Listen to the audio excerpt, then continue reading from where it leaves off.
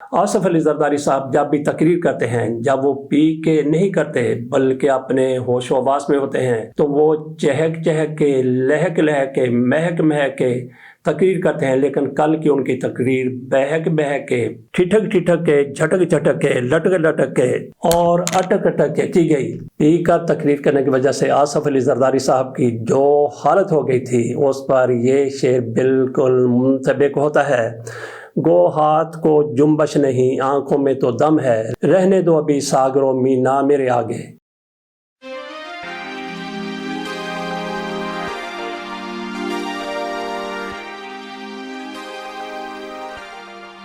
बिस्मिल्लाहिर्रहमानिर्रहीम। इस वीडियो में हम ज़्यादा तज़किरा करेंगे 23 मार्च की परेड का, और इसी रोज़ सदर पाकिस्तान आसफ अली जरदारी की तरफ से अवार्ड भी दिए गए, उस पर बात करेंगे। और हम बात करेंगे यहाँ पर फ़लस्तीन के हवाले से भी, वहाँ पे जंग बंदी मौजूद है, जारी है, इसके बावजूद भी इसराइल की तरफ से हमले हो रहे हैं और वहाँ पे माँ और ममता की बात भी की जाएगी। बड़े दिक्कत आमेज़ किस्म के मनाज़र वहाँ पे देखे जा रहे हैं, जिस तरह से एक बार फिर इसराइल की तरफ से इसके बावजूद जाहियत की जा रही है कि जंग बंदी हो चुकी है, उस पर अमल इसराइल की तरफ से कहाँ तक हो रहा है। शहादतों पर शहादतें हो रही हैं, हमले पर हमले हो रहे हैं। चलते हैं पहले 23 मार्च की परेड की तरफ। 23 मार्च की परेड इस मरतबा खुले आम नहीं हुई, बल्कि ऐवान सदर में ये परेड हुई थी। हो सकता है कि पाकिस्तान में दहशतगर्दी जिस तरह से हो रही है, उसको मद्देनज़र रखते हुए ये परेड महदूद की गई हो, लेकिन जिस तरह माजी में पुरशको किस्म की, शानदार किस्म की परेड हुआ करती थी, बिल्कुल उसी तरह से हुई है। फ्लाई पास्ट भी हुआ है, लेकिन इसमें अगर कुछ वहाँ पे अच्छा नहीं हुआ तो वो फिर आसफ अली जरदारी साहब की तकरीर थी। कुछ लोगों की तरफ से कहा गया कि ये बूढ़ा घोड़ा हो गया है, इसको कैसे आपने सदर बना दिया। और उसने फिर जो तकरीर की है उसमें वो कहीं अटक रहे थे, कहीं झटक रहे थे, कहीं लटक रहे थे। ये सारा कुछ वहाँ पे हो रहा था। कुछ लोगों की तरफ से ये कहा गया कि आसफ अली जरदारी बीमार हैं, तो बीमार को आपने सदर क्यों बना दिया। मेरा ख्याल है कि ऐसी बात करना बिल्कुल भी मुनासिब नहीं है। अगर कोई बंदा बीमार है, उसकी बीमारी का मजाक बिल्कुल भी नहीं उड़ाया जा सकता। हमने देखा कि गवर्नर जनरल पाकिस्तान के गुलाम मोहम्मद भी थे, वो भी इसी तरह से माजूर थे, लेकिन वो अपनी जिम्मेदारियां पूरी करते रहे।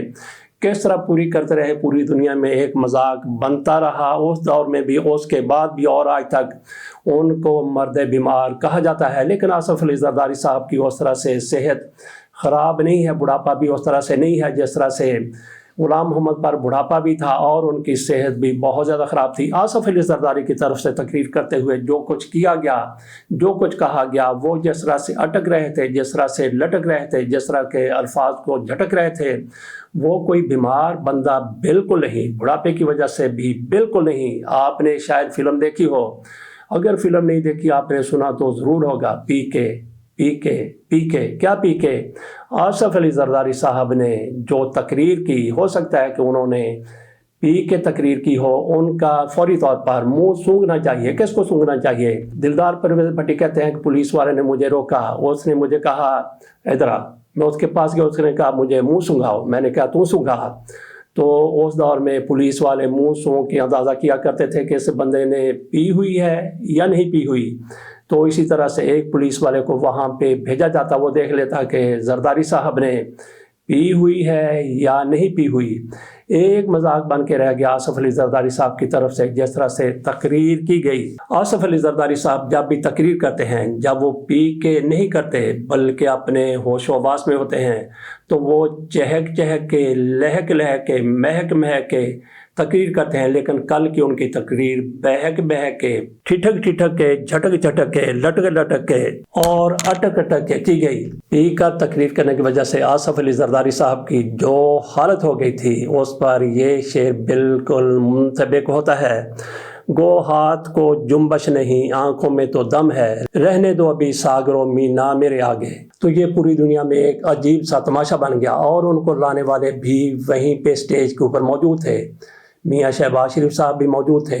मुझे तो लगता है शहबाज शरीफ साहब को इतना गुस्सा आया होगा, وہ چاہتے ہوں گے کہ اس بندے کو آپ نے تقریر کے لیے کھڑا کر دیا، میں تقریر کر لیتا تو بہتر تھا۔ میاں شہباز شریف صاحب کو شاید یہ بھی پچھتاوا ہو کہ انہوں نے جو وعدہ کیا تھا، اگر انہوں نے وہ وعدہ ایفا کیا ہوتا تو آج یہ دن دیکھنا نہ پڑتا۔ انہوں نے ایک موقع پر کہا تھا کہ جب ہم حکومت میں آئیں گے، اگر میں نے آصف علی زرداری کو سڑکوں پر نہ گھسیٹا تو میرا نام شہباز شریف نہیں، اگر میں نے آصف علی زرداری کو نہ لٹکایا تو میرا نام شہباز شریف نہیں، اگر میں نے آصف علی زرداری کا پیٹ چاک کر کے لوٹا ہوا مال و دولت نہ نکالا تو میرا نام شہباز شریف نہیں۔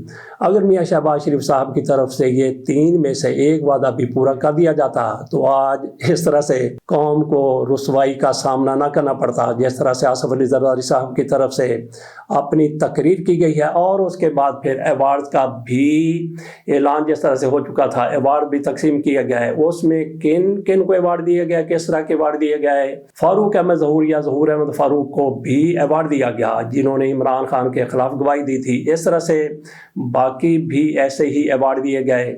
تو میرا خیال ہے کہ ایک ستار چودھری صاحب کی تحریر میرے سامنے ہے، بجائے اس کے کہ میں اس پر کوئی زیادہ تبصرہ کروں، اسی کو دیکھ لیتے ہیں۔ اس تحریر میں انہوں نے ستار چودھری صاحب نے کیا کہا ہے، آپ کو پوری طرح سے علم ہو جائے گا کہ ایوارڈ کیسے دیے گئے، کس کو دیے گئے، کن لوگوں کو نہیں دیے گئے، اس کا بھی ستار چودھری صاحب کی اس تحریر میں ذکر موجود ہے۔ امام ابو حنیفہ نے فرمایا، جو عالم دین بادشاہوں کی چوکھٹ پر جائیں ان کے ایمان پر شک کیا جائے۔ امام زین العابدین کے نام سے بھی ایک قول منسوب ہے، فرمایا جو عالم دین بادشاہوں کے درباروں میں جائیں ان سے دین حاصل نہیں کیا جا سکتا۔ کیا بادشاہوں کی چوکھٹ پر سجدے کرنے والے صحافیوں کو صحافی کہا جا سکتا ہے؟ فرق صرف اتنا بچا ہے، بادشاہ اپنے درباروں میں قصیدہ گوئی اور شگر میلے کے لیے بھانڈ اور میراثی رکھتے تھے، اب درباروں میں بھانڈوں اور میراثیوں کے نام صحافی اور اینکر رکھ دیے گئے ہیں۔ انگریز سرکار نے برصغیر کی اشرافیہ کو جاگیریں اور عہدے کسی بہادری پر نہیں بلکہ بہترین دلالی پر دیے تھے۔ جس طرح تقریب صلہ، فرما برداری اور خدمت گزاری پر اٹھائی گیروں، پالش گیروں، چمچوں، کڑچوں کو میڈل اور تمغے دیے گئے، قومی اعزازات کے ساتھ اس سے بڑا کوئی مذاق ہو سکتا ہے؟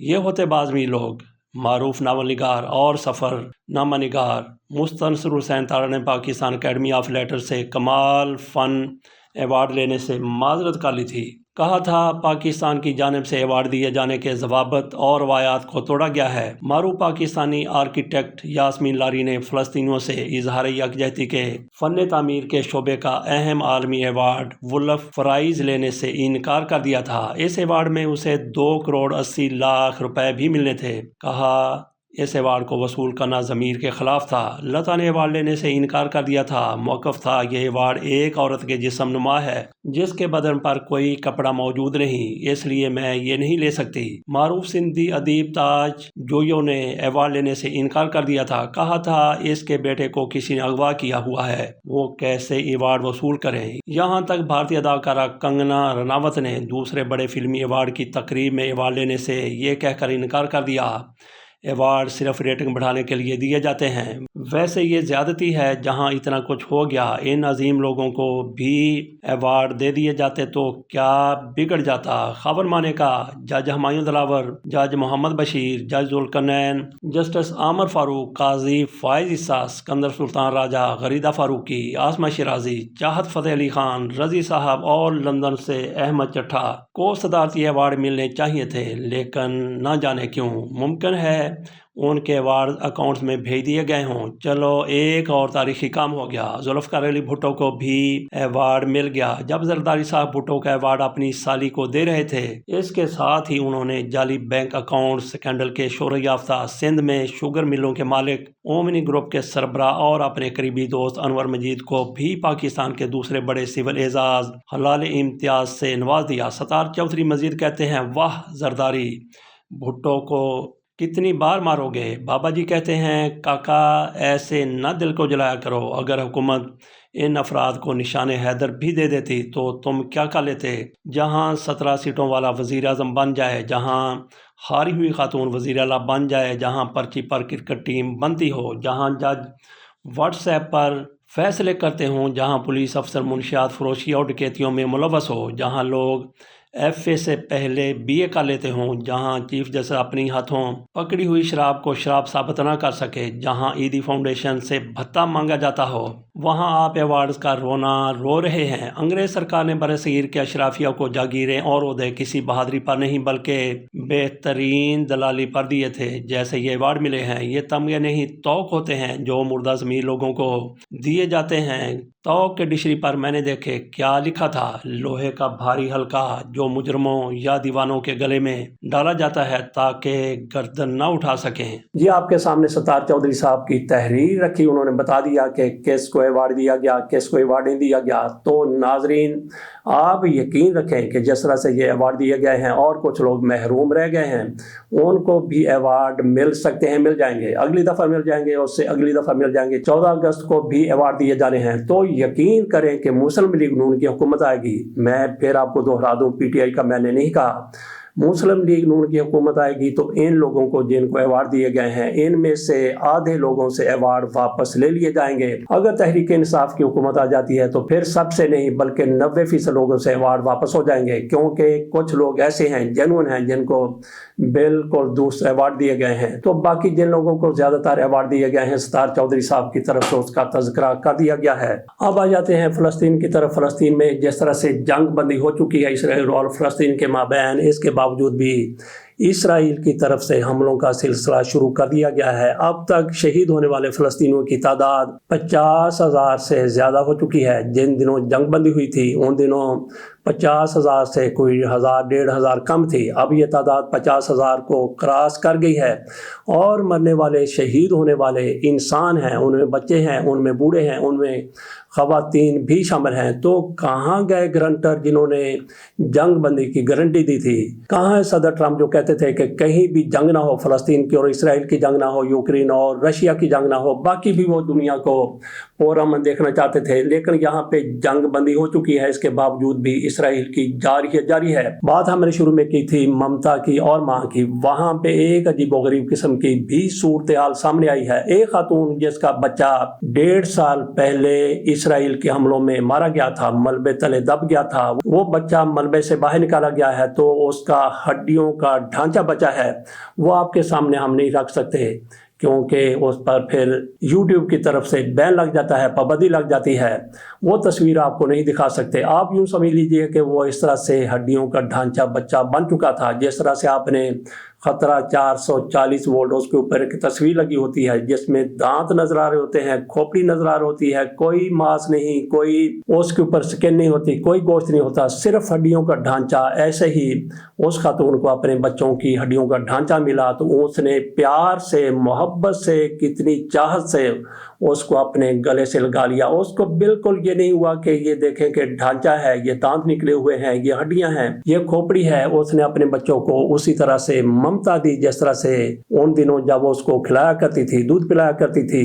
تو یہ رقت آمیز مناظر بھی دنیا کو دیکھنے کو مل رہے ہیں، اور اسرائیل کے ظلم کے ہاتھ روکنے کے لیے دنیا تیار نہیں ہے۔ ایک بار پھر اس کی طرف سے جارحیت کی جا رہی ہے۔ تو مجھے یہاں پہ یاد آ گیا ایک واقعہ۔ چند سال قبل ہم صحافی تہمینہ درانی صاحب کا انٹرویو کرنے کے لیے ان کے گھر گئے تھے۔ اس وقت تک انہوں نے شہباز شریف صاحب سے شادی نہیں کی تھی۔ اس کے کئی سال بعد انہوں نے شہباز شریف صاحب سے شادی کی۔ یہ جو میں واقعہ بیان کر رہا ہوں یہ کوئی 2002 کا یا 2003 کا واقعہ ہے۔ تو تہمینہ درانی صاحب کے ہم گھر گئے، ان کا انٹرویو کرنے کے لیے گئے، سیاسی انٹرویو کرنا تھا، لیکن انہوں نے ایک خاتون ہمارے سامنے لا کے بٹھا دی، بتایا کہ اس کا نام فاخرہ ہے اور اس کے چہرے پر غلام مصطفیٰ کھر کے بیٹے کی طرف سے تیزاب پھینکا گیا ہے۔ شاید انہوں نے اس کا نام بلال بتایا تھا۔ اس خاتون کا چہرہ اس طرح سے بالکل سیاہ تھا، صرف ان کے 2 دانت سامنے والے نظر آ رہے تھے، ایک آنکھ ان کی آدھی کھلی تھی، دوسری آنکھ بالکل ختم ہو چکی تھی، بالکل سیاہ چہرہ تھا، لیکن ان کا